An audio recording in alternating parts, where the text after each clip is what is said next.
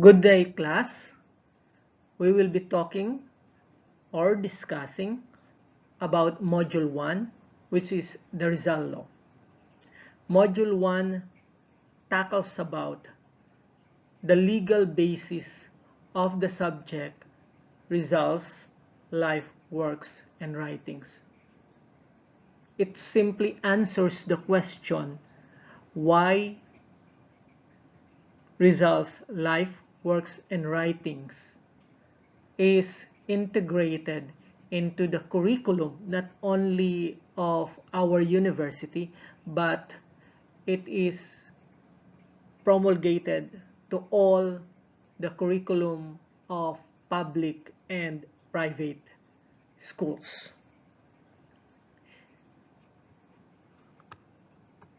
Before going further, let's look at the objectives set by the Commission on Higher Education in the study of this specifically module number 1. So we have explained the history of the Rizal Law and its important provisions. So two things in here. We are going to look onto the background of the Rizal Law, specifically the Senate bill and the House bill, which were actually the origin of the law. Okay, and we will be looking also and try to analyze and understand the content of the law. Next, the second objective is critically assess the effectiveness of the Rizal course. So we will be looking at the implication of the Rizal course. That's for the second objective. To continue, let's look into the significant topics under this module. There are three significant topics. Of course, since the objective said that we will be looking into the background or to the history of the Rizal Law, therefore we will be talking about on the first lesson the trials of the Rizal Law. This lesson number 1 will be followed by lesson number 2, which is the Rizal Law itself. We will going to scrutinize the provisions of the law and then try to reflect onto the implication of the law.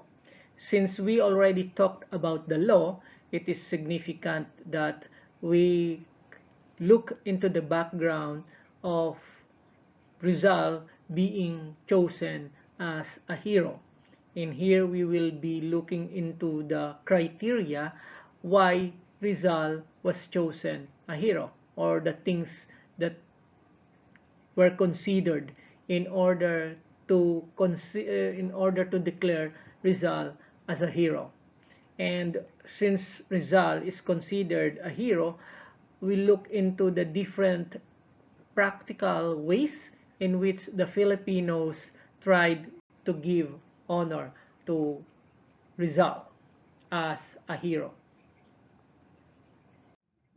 Without further ado, we have now the first lesson, which is the trials of the Rizal Law. As I've said a while ago, we will be looking into the history of the Rizal Law. Like any other law, a law will start by proposing a bill. And so the Rizal Law started with a bill, specifically Senate Bill 438. This bill was filed by Committee on Education on April 3, 1956. It was sponsored by Senator Jose P. Laurel, who was the chairman on the Committee on Education, and he sponsored this bill on April 17, 1956.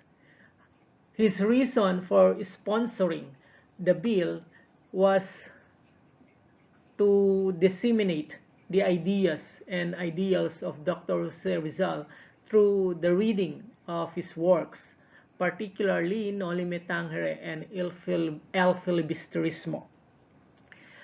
I think Senator Jose P. Laurel believes that Noli Me Tangere and El Filibusterismo would greatly help in order to continuously awaken Filipino nationalism, um, specifically to the youths, okay, to you, the new generation.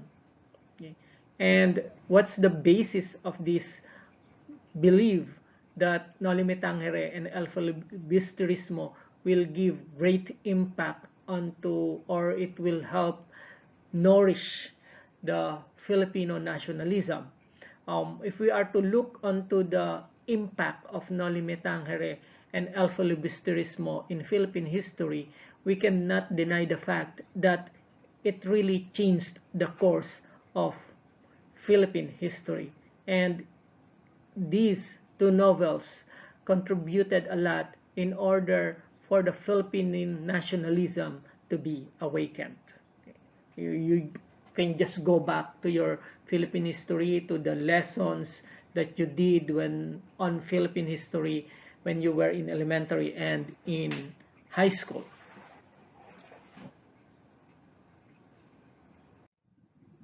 Like any other bill, before a bill will undergo, before a bill rather will become a law, it will undergo readings.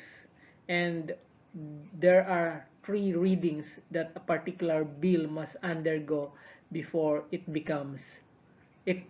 will be approved as a law, or before it can be submitted to the executive for the approval of the president to become a law. And the Rizal Bill, which is Senate Bill 438, underwent, of course, the process of readings. And the major process, when we say readings, would be the debate.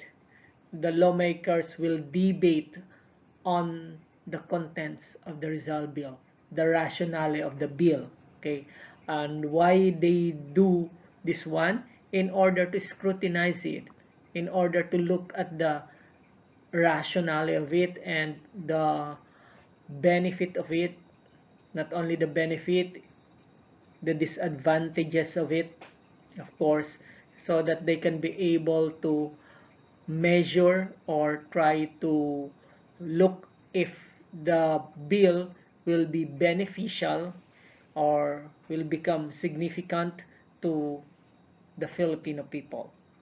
And that's their job actually, to look into the uh, impact of the bill if later on this will become a law. And the main way to do that one is to debate about it. And besides that one, by debating onto the content of the bill, there will be a great chance that the bill will be enriched. Okay. And the Rizal Bill underwent the process of debate, which started April 23, 1956. As any other bill, there are pro or supporters of this bill, and there were against the bill. And the supporters of the bill, the main supporters, were Josepe Laurel and Claro M. Recto.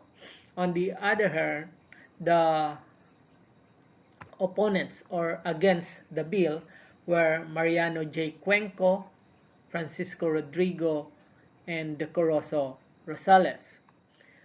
Both sides have their points on why they are for it and why they are against it.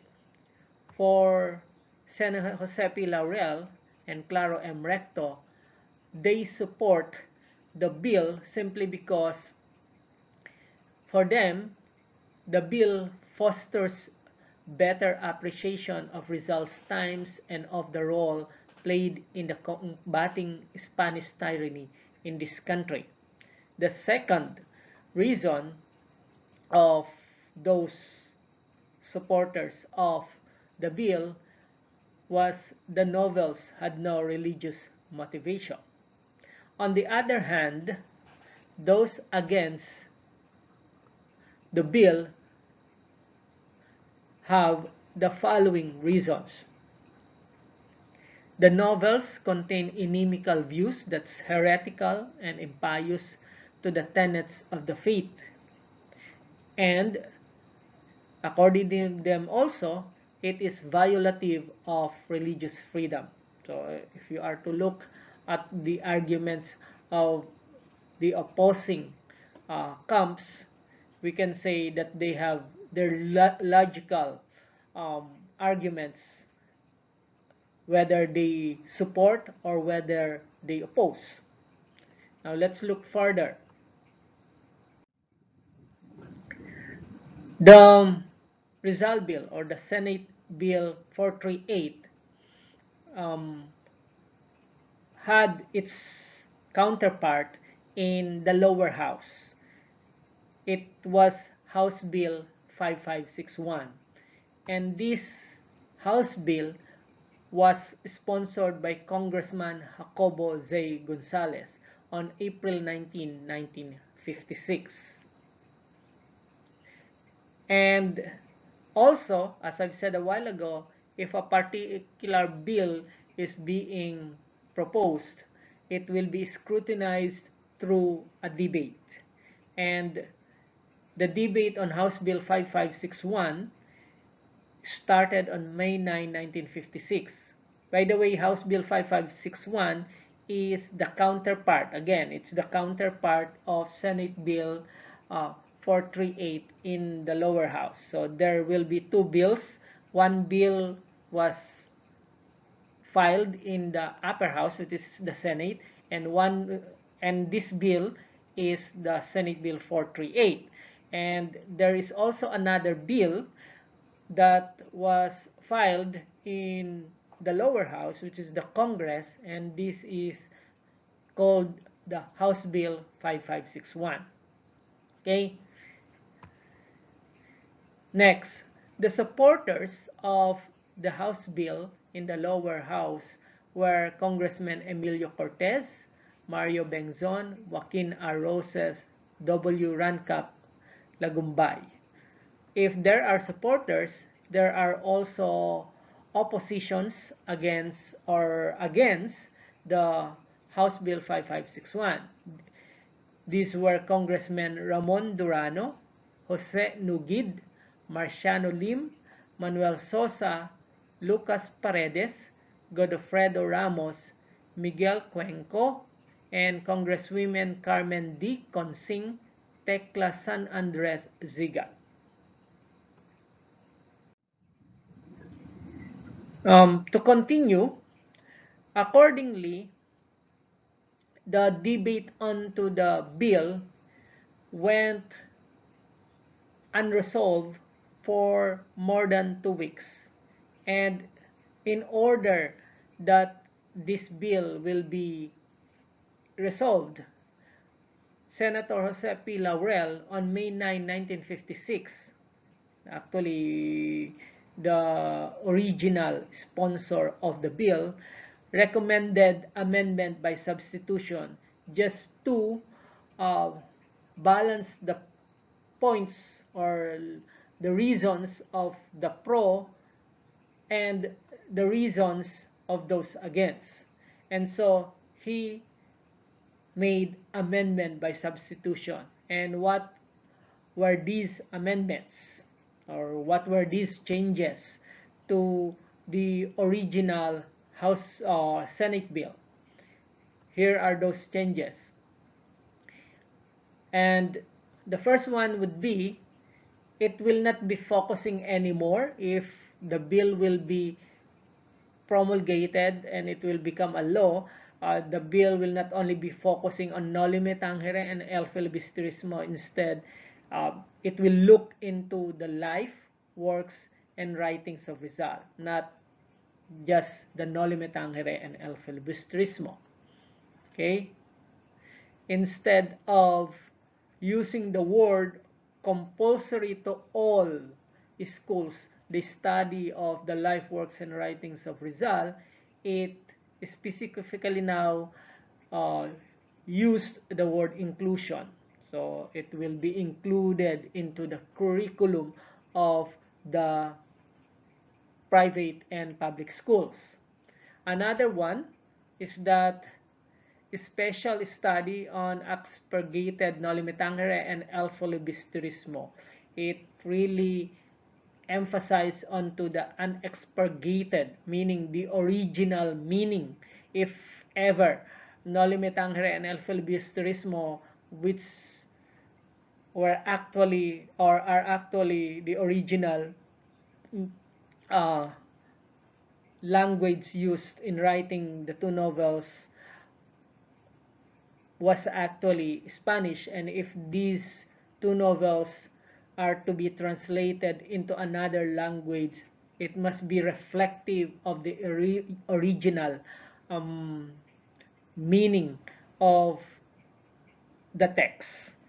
Okay, that's unexpurgated, and that's very important. It should not be uh, interpreted by the one who will be translating it. He must be able to translate the original meaning of the text of the two novels. Okay, that's unexpurgated. Okay. And there's also another inclusion of the exemption of students due to religious belief. If the religious belief will be against the study of the Noli Tangere and Alpha Lubistris model, that will be considered. So these were the amendment by substitution or changes by substitution made by Jose P. Laurel, so that the bill will balance the reasons of those who are against with the reasons of those who are supporters of the bill. And so on May 12, 1956, that's already reaching the third reading, most of the lawmakers voted yes to the passing of the bill.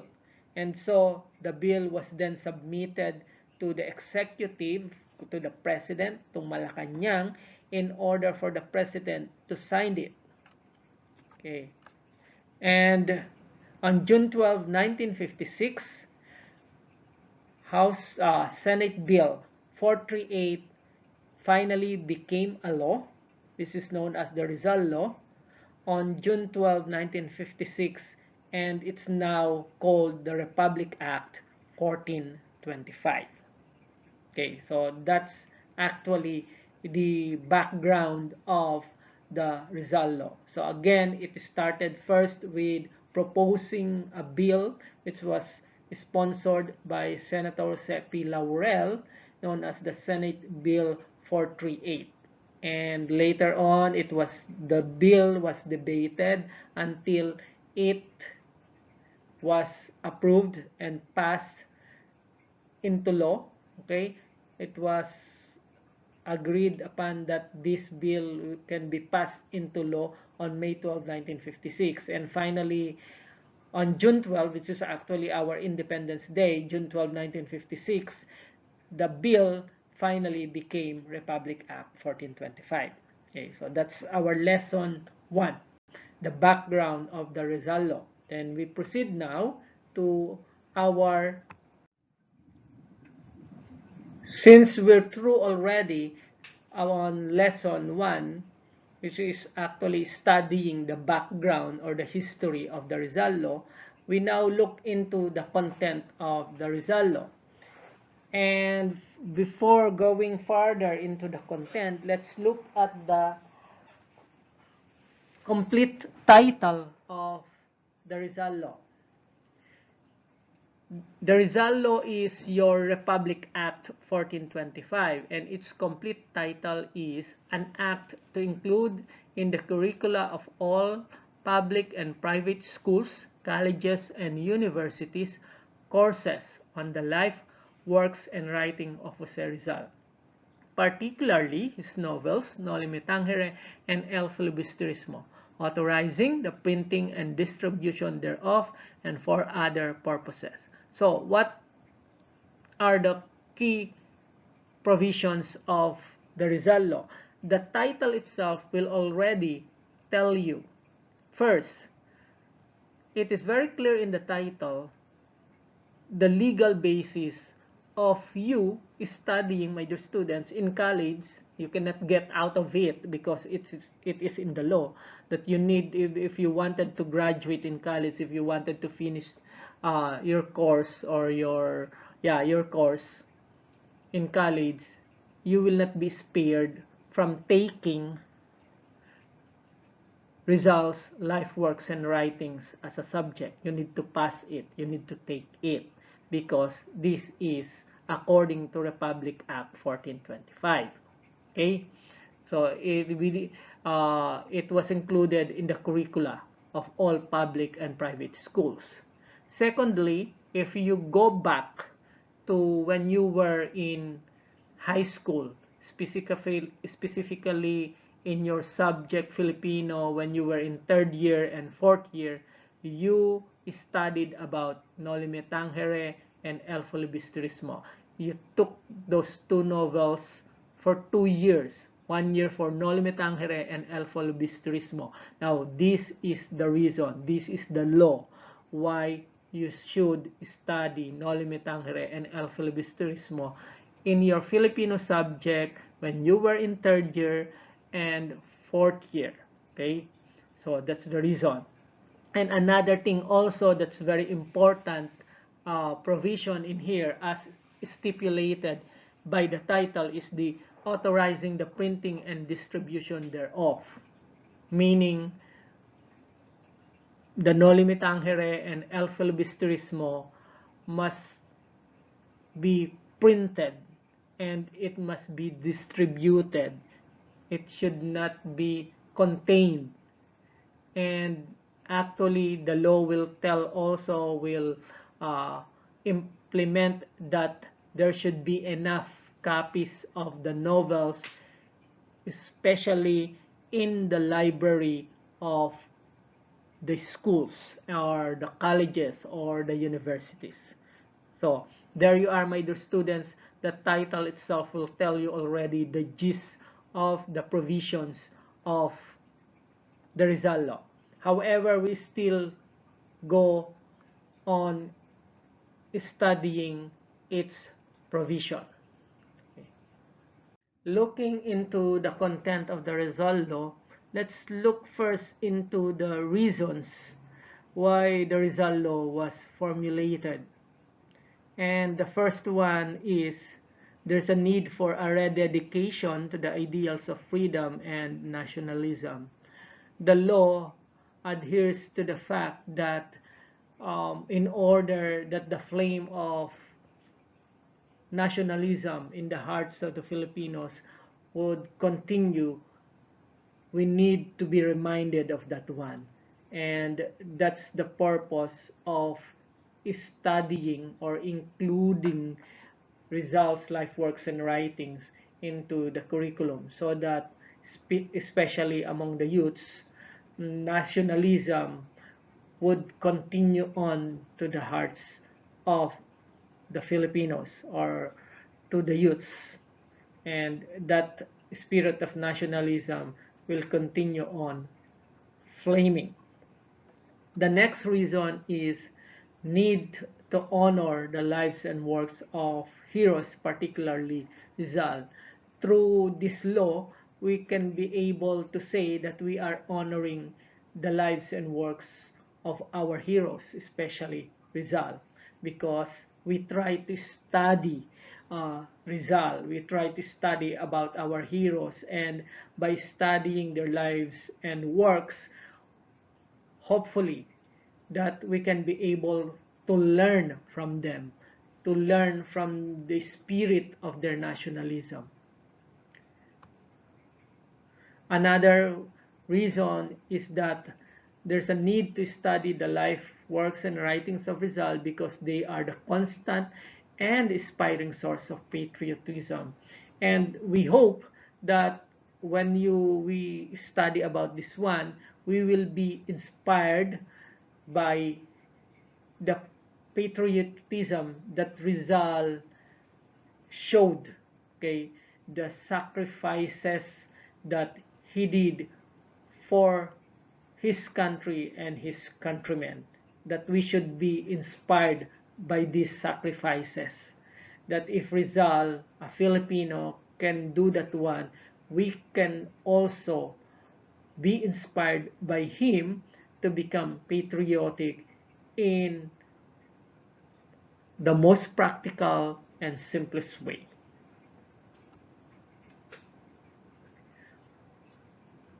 Following to that, we have also the need for schools to promulgate Rizal's life works and writings because schools are enjoined to develop moral character and conscience. In this reason, it's true that the schools have great impact onto the students, and the schools are actually good avenues for Filipinos to learn about nationalism, about morals, about conscience.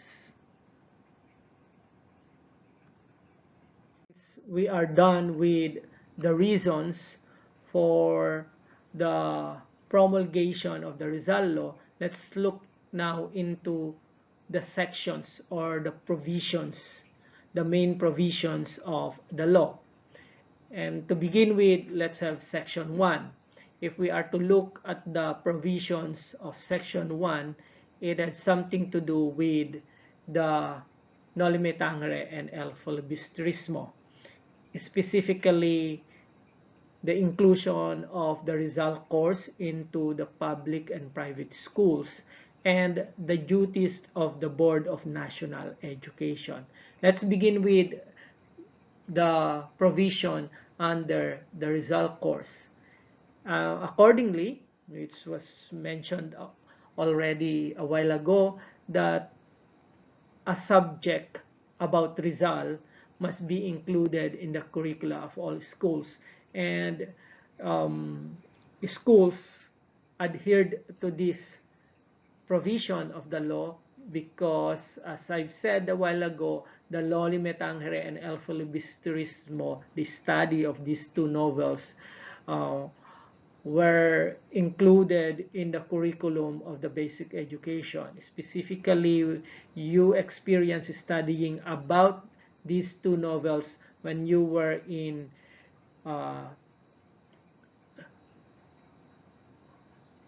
third year high school and fourth year high school.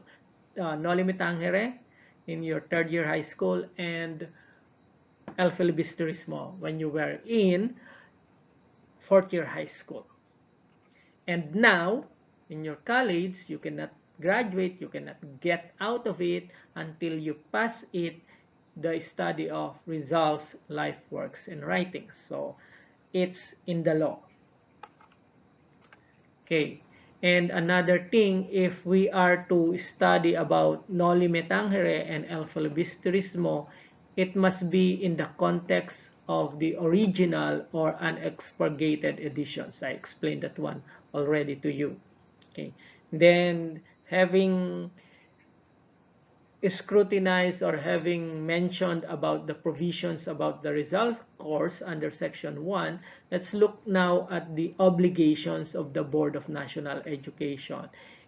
Just to give you a background regarding Board of National Education so that you can be able to understand this one. The Board of National Education, its equivalent right now would be the DepEd and the CHED. So let's proceed now to the duties or the obligations of the Board of National Education as stated in section 1. The first one is to implement and carry out the provisions of this section. So it's the Board of National Education that will implement this law. It will implement to all the public and private schools, since the Board of National Education is the main agency on managing the different schools in the archipelago or in the country. Next, the Board of National Education was obliged onto the writing and printing of appropriate primers, readers, and textbooks about the Rizal, about the novel. So the Board of National Education must write and print primers, readers, and textbooks, so that these would be the learning materials that can be utilized in the study of Noli Me Tangere and Filibustrismo, and of course of the Rizal's life works and writing. So the Board of National Education must do that one, okay, to facilitate the study of Rizal's life works and writings and about his novels. That's why you have now textbooks onto these novels and onto Rizal's life works and writings. Another thing, promulgate, another obligation of the Board of National Education is to promulgate rules and regulations, provided rules for students exemption. Okay,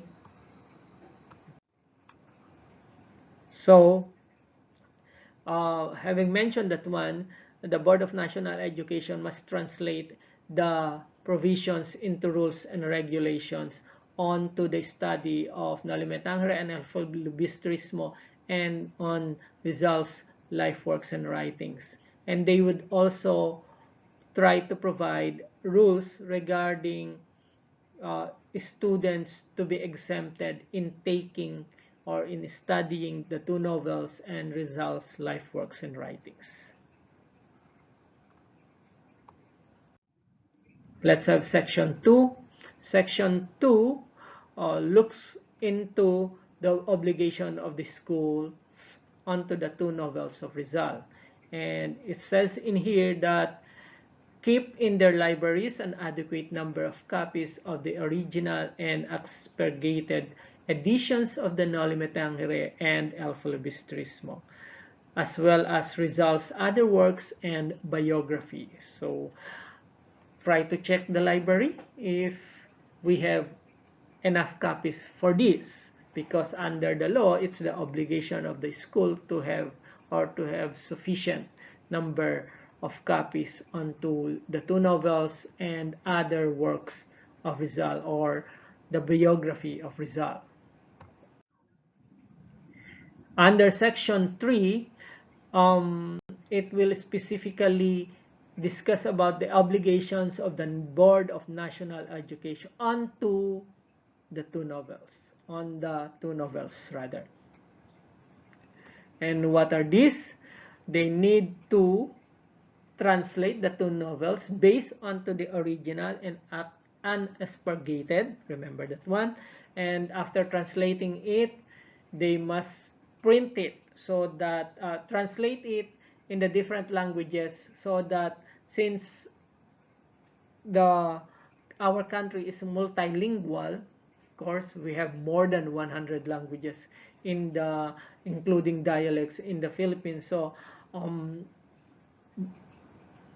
the two novels uh, from the original Spanish must be translated into the major languages in the Philippines, like translating it into Filipino or Tagalog or to Bisaya, so that the Filipinos can better understand the message or the content of the two novels. And after translating it, of course, it must be printed so that it will become available to Filipinos. Okay? And as I've said a while ago, it should be available to the Filipinos. So the Board of National Education must distribute this to all Filipinos. Okay, they should not contain it. Instead, it should be distributed. For Section 4, provision for person engaged in public school. And what does it say? That teachers of public school is prohibited to discuss religious doctrines to their students. Okay, they should not be discussing their religion to the students, because the students, as Filipino citizens, have their freedom of religion. So in studying Rizal Life's works and writings, it should not be tainted by the religious belief of the teacher teaching the subject. It should be purely studying the subject. It should not be in teaching the subject, it should not be tainted by or influenced by the religious beliefs of the teacher teaching the subject. Okay. For Section 5, it has something to do with the budget of the given to uh, to the National Board of Education, so that those obligations as set by the law, they can be able to fulfill it. And the amount given to them is 300,000 pesos. And if we are to look at this one, during those times, this is already a very big amount. Okay, so we need to look at the amount um, during the time in which this amount was used for the promulgation of the law. 300,000 is very big already during that time.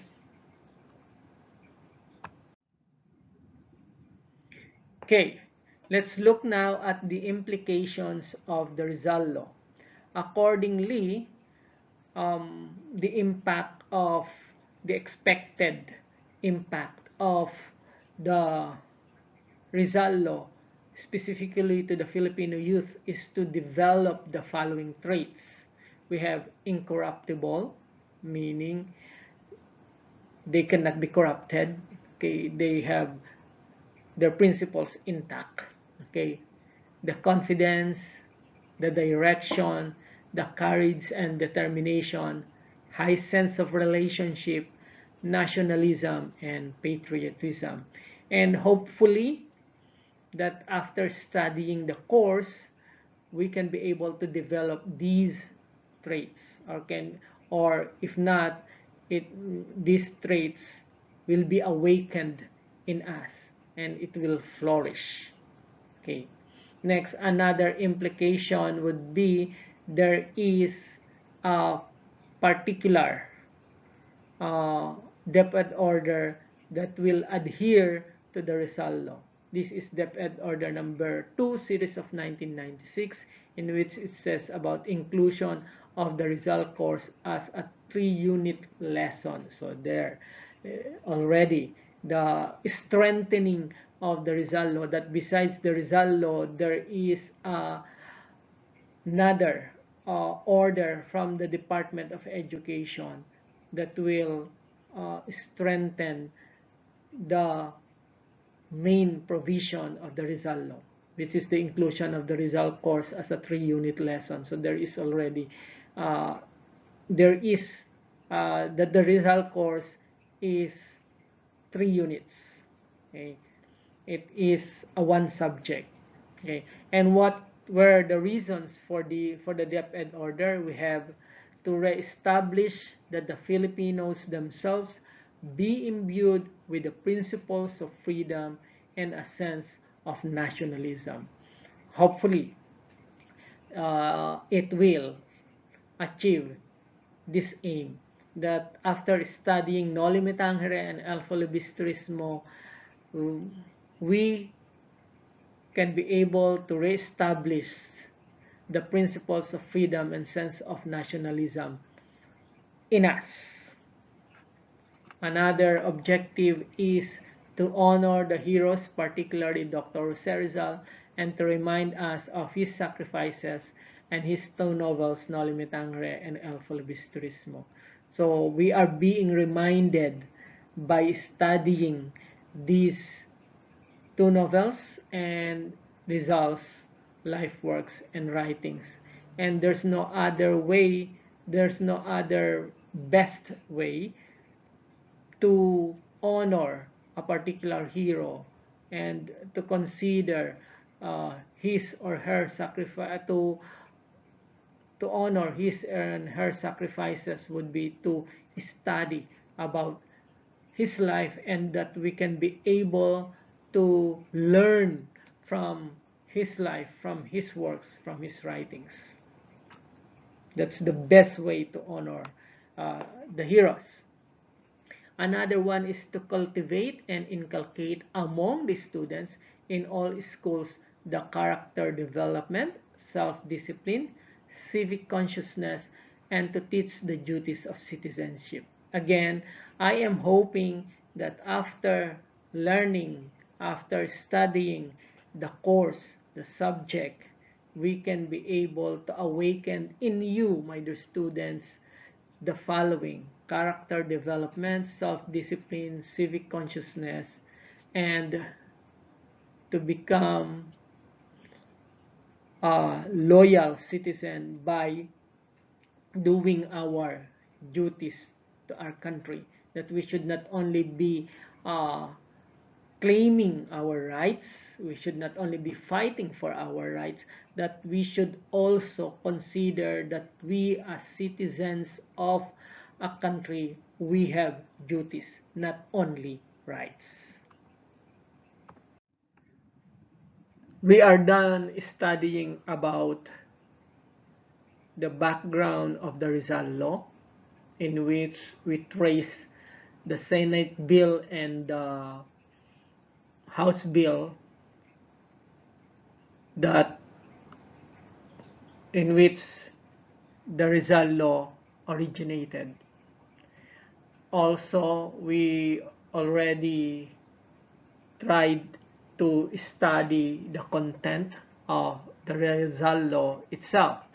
So we now proceed to the third lesson, which is looking into Rizal as a hero. Okay, why is Rizal a hero? And to start with, let's try to have the context of a hero. And here are some of the definitions of who is a hero. First, a hero is a person admired for achievements and noble qualities, and a prominent or central personage taking an admirable action. So looking at that one, to that definition, let's try to look if Rizal satisfies this definition. Okay, does he have an admirable achievement? Of course, the Noli Me Tangere and El Filibusterismo are already admirable achievements, and not only admirable, but these two novels, as I've said, had a great impact onto the course of Philippine history. Does Rizal have noble qualities? Of course, and we will learn more of this one as we go along studying the subject. Is he a prominent or central personage taking an admirable action? Oh, yeah, of course. He did sacrifice himself. That's an admirable action. He did sacrifice himself. That's the ultimate admirable action he did. Okay? To sacrifice himself for his country and countrymen. Hero is a person of distinguished valor or enterprise in danger. No big question about that one. As I've said, he sacrificed himself for his countrymen and his country.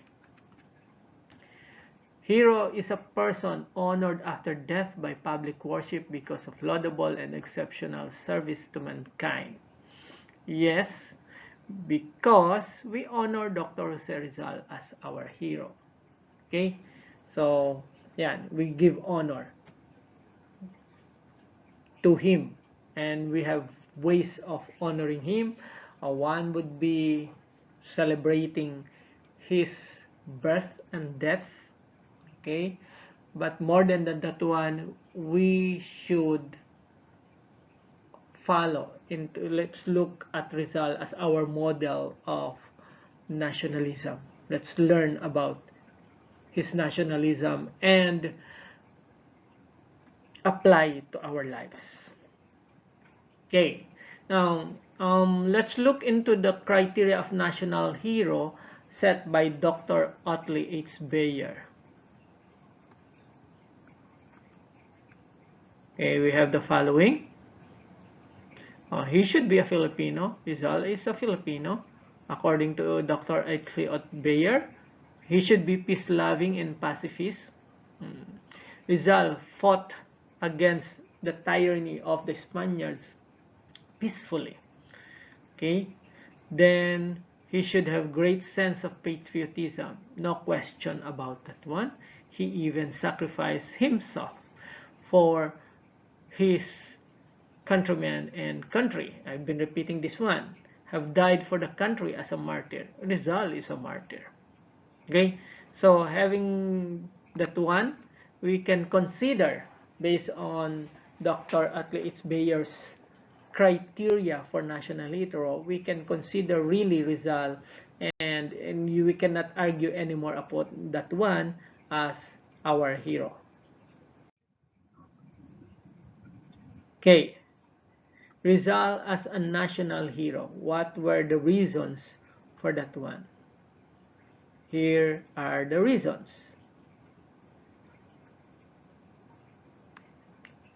One, he was the first Filipino to unite and awaken the Filipino people to peacefully rise for independence. Of course, model for being a peacemaker by his complete self-denial, his complete abandonment of his personal interest, and to think only of his country and his people. Of course, that's true also with Dr. Rizal. Towering figure in the propaganda campaign. Yeah, he really made a name in the propaganda campaign. And lastly, martyr at Bagumbayan, where he willingly died for our country. These are facts of Rizal to be considered as a national hero. Since Rizal is our national hero, the Filipinos honors, the Filipino honor rather, Rizal through the following. His birth and death are commemorated. So we know the date of Dr. Jose Rizal's death, and yearly we actually celebrate that one in honor of Dr. Jose Rizal. And the most familiar hero of the Filipinos is Dr. Jose Rizal because of his numerous monuments. Monuments are erected in his honor. Okay, his name is a byword. Everybody, okay, most of the Filipinos know Dr. Jose Rizal by name, and his pictures, his picture is printed and being posted, okay, everywhere to remind us of our hero and to learn from him.